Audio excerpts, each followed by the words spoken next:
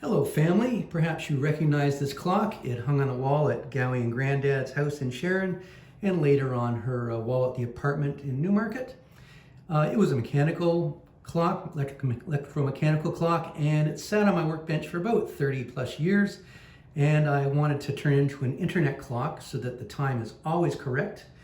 And it also has other features in that when the power goes off, when the power comes back on, it will reset itself, recalibrate itself automatically, and when it goes to daylight savings time, it will automatically adjust for that. So it's a very hands-off maintenance clock.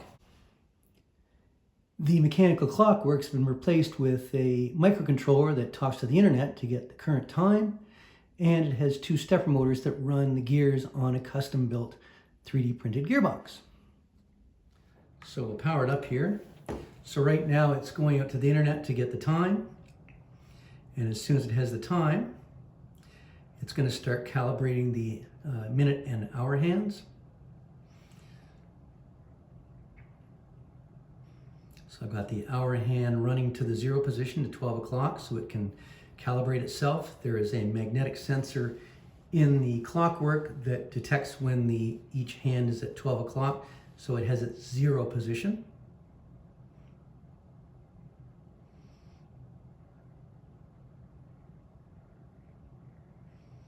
So we've zeroed the hour hand. Now we're going to zero the minute hand.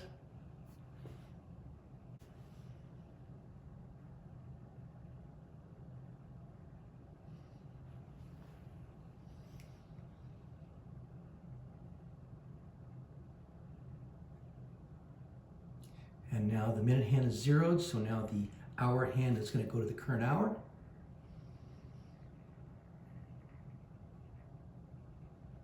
And the minute hand is seeking the current minute time.